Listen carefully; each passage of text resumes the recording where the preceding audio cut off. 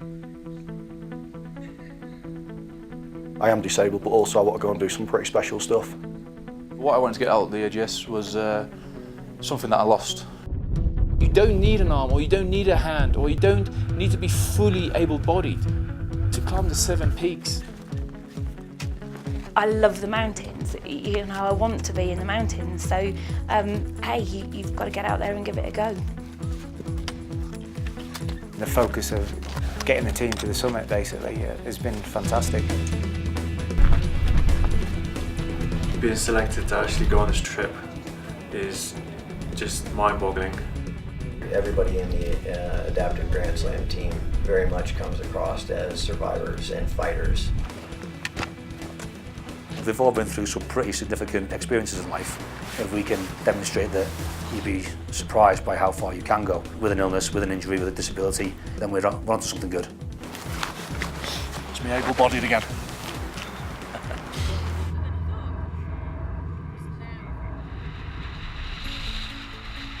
And we're just coming through the most incredible valley. And we're in Argentina, we're at the base of Aconcagua. The concept of this project is to, in essence, select, train and prepare teams of disabled people to take on extreme challenges. So, this morning we're off on a little 18k walk into base camp, and then from there it's about 3,000 metres up, which I suggested we do today, but apparently that's ridiculous. It's going to take you a bit to get going, but it's going to be a big day, plenty of time to warm up, so let's smash it. It's going to be a warm day. Yeah, it's going to be tough on the heat, I think. I'm pretty simple-minded, me, and all I've got to do is put one foot in front of the other about 12,000 times. About 5 hours in on our 8-hour slog to base camp. We're going to find out how everyone's doing. Jake, how are you feeling strong? Yeah, strong. Feeling fresh. Couple of hours left. Huh? Couple of hours left of an 8-hour walk. Yeah, it's a bit grueling. Yeah. Let's go see Super Jaco. How we doing, big man? Breathing hard, mate. This is tough. Good, mate. Good. What's your heart rate? About 80? 82. Absolute machine. Let's go see our glorious leader. How we doing, mine? Starting to enjoy the altitude. It's just kicking in. For the rest of the group, we're all coming in. A couple of hours left, and then we'll be at base camp, and then the real work begins. So, base camp, here we are. Del suffers from a cognitive brain injury through a blast injury in Afghanistan, and he suffers from post-traumatic stress. Del didn't feel good coming in. Yeah, I've got a headache. It's not pounding. I think it's heat-induced, mate, frankly. He climbed 1,000 metres today. Yeah, 1,000 vertical metres with 18 kilometres with the pack on in somewhere between 25 and 32 degrees Celsius. Yeah, it's a big day. Yeah. It's a big day without the heat. Those numbers are, yeah, they're good. Yeah. Last couple of K, you could see he was suffering. Got the doctor to take a look at him.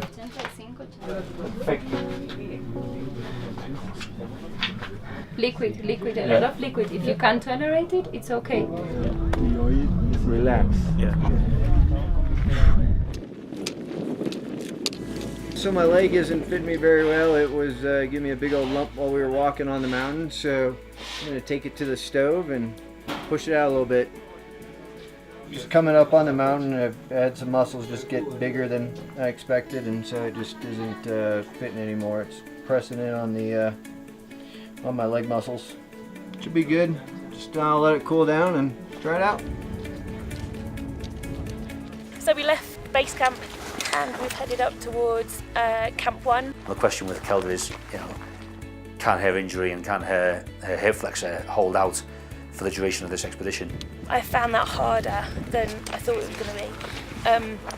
And I started to doubt myself, which I don't do that often. But a lot of people told me they didn't think I'd get up here, and I started to wonder if they were right. One foot in front of the other. You got to use rock because with high winds it'll just blow right off the mountain. And Shout when you're clipped in, guys. It's quite niggly with one arm. I'm trying to do my best. And then start collecting rocks.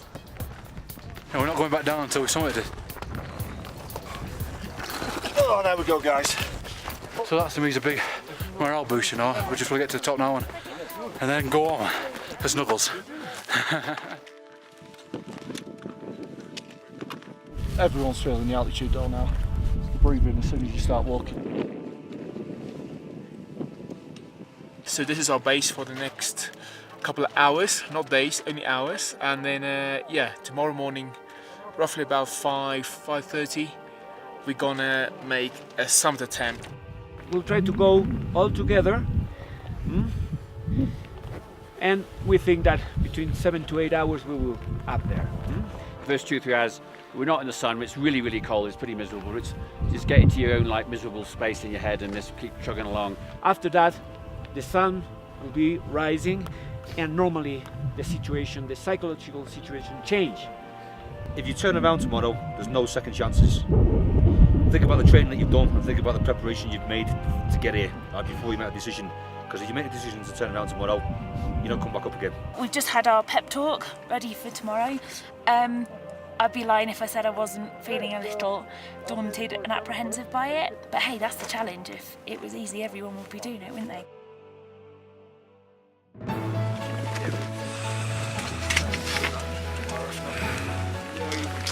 Trying to get that balance between being too hot and too cold, because once we start climbing that mountain, we're going to warm up quite quickly.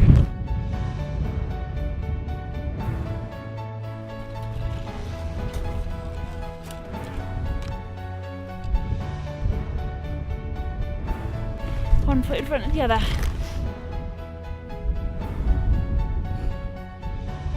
Just a few more steps.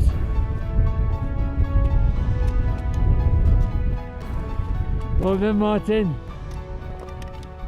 Well done, Jaco. It was cold from the minute we set off. I just couldn't warm up.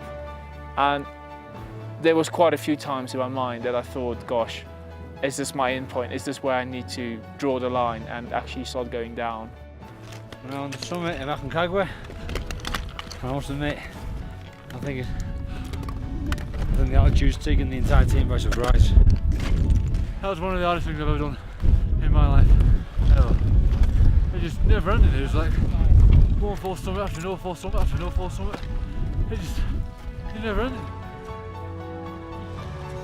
I finished probably a minute behind, but as a team it's unbelievable who we've got up here. Alright, Kelda! I was strong enough to keep going. Happy birthday! I was strong enough to push the doubts to one side. Well done, mate. Brilliant. Wasn't easy, was it? No, it wasn't. Well done, buddy. Respect. Good effort, that. You've got to be inspired. Watch a bloke who had a helicopter blade slice one of his legs off in Baghdad. Went halfway through his other leg. There he comes. He's just climbed the highest mountain in the world outside the Himalayas. Don't ever let anybody tell you that you can't do something. Draw from your inner strength. It's all about finding those little victories to continue to push the boundaries of what you can do and push on to doing bigger and better things.